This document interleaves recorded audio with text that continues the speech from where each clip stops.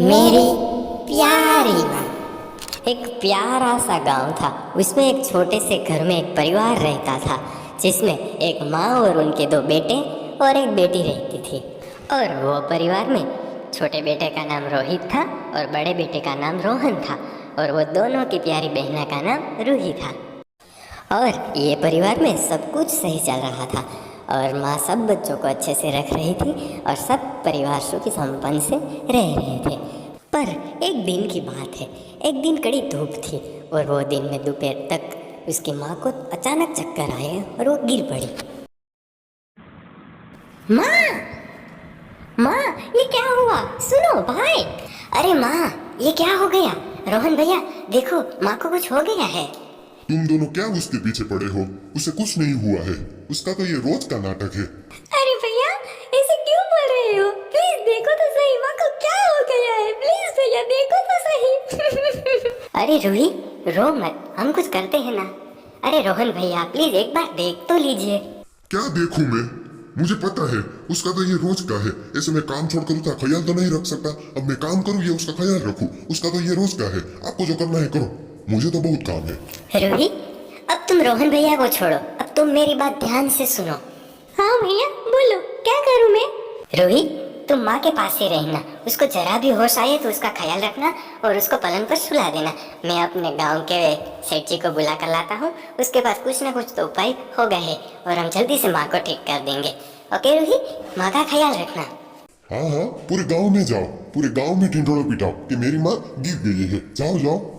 बस बड़े भैया, आपको कुछ नहीं करना है तो मत कीजिए, पर ऐसे चिल्लाइए मत। रोहित, तुम इसकी बातों पर ध्यान मत दो। जाओ तुम जल्दी से सेठ जी को बुला कर लाओ। हाँ रूही, मैं अभी गया और अभी आया। अब क्या हुआ? रूही का बड़ा भैया रोहन, उसको तो माँ की फिक्र ही नहीं थी। उसने तो अपनी माँ पर एक नज़र तक नहीं की। वो तो अपने काम में ही मग्न था। वो बस अपना काम करता ही गया। उसको माँ की फिक्र नहीं थी। उसने कुछ भी नहीं किया। वो तो अपने काम में ही व्यस्त थे, और रूही अपनी माँ का ख्याल रख रही थी। और वो बेचारा रोहित अपने गांव में अपने सेठ जी के घर निकल गया। और रोहित चलता चलता अपने सेठ जी के घर गया, और आखिर तक वो सेठ जी के घर पहुंच ही गया है। और वहाँ जोर से उसने आवाज लगाई, सेठ जी, ओ सेठ जी, सुन रहे हो क्या? प्लीज जल्दी से बाहर आइए।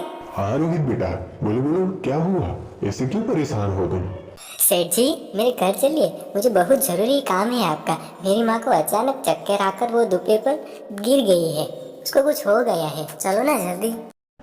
अरे ये सब कब हो गया? बस अभी दोपहर में सेठ जी। घबराओ मत बेटा, कुछ नहीं होगा। घबराने की कोई जरूरत नहीं है। आज बहुत कड़ी धूप है, इसलिए गर्मी की वजह से चक्कर आ गए होंगे। ठीक है सेठ जी, पर आप चलिए तो सही जल्दी से। ठीक है चलो। अब सेठ जी और रोहित तो निकल गए रोहित के घर। रोहित के घर जाकर ही देखा तो माँ पलंग पर बैठी हुई थी, और रोहित ने दौड़कर माँ के पास चला गया। अरे माँ, क्या हो गया था आपको? आप ठीक तो है ना? हाँ बेटा, मैं ठीक हूँ। अरे जय श्री कृष्ण माँ जी, क्या हुआ? ठीक तो है ना आप? हाँ सेठ जी, ठीक हूँ मैं। वो गर्मी की वजह से चक्कर आ गया था। आपको यहाँ आने के लिए कष्ट उठाना पड़ा, माफ करना।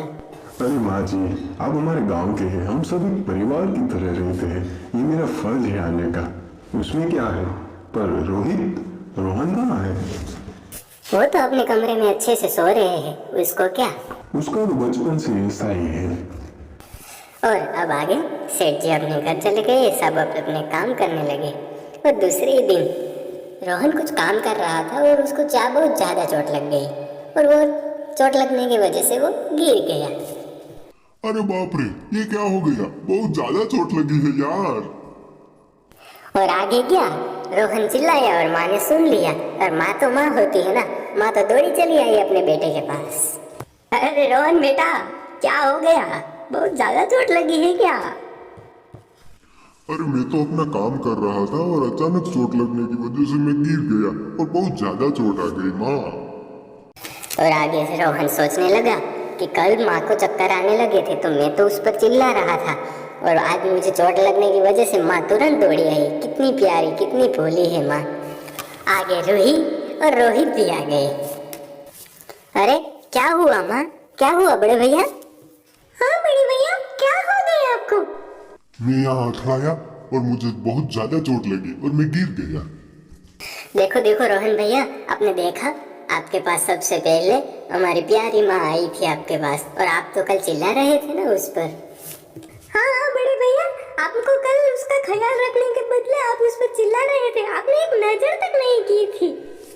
सॉरी रोहित, रोहित मुझे माफ कर दीजिए। माँ मुझे क्षमा कर दीजिए, मैं आपका महत्व नहीं समझ पाया। माँ क्या होती है मुझे पता ही नहीं था।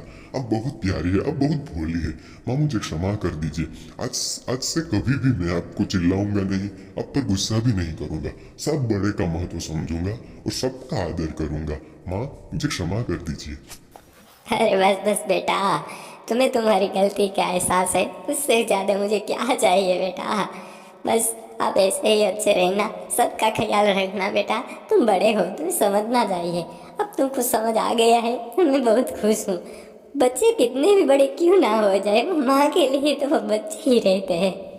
हाँ माँ, मैं बहुत अच्छे से समझ गया हूँ। अब से मैं कभी भी कुछ भी नहीं करूंगा। मेरी प्यारी माँ।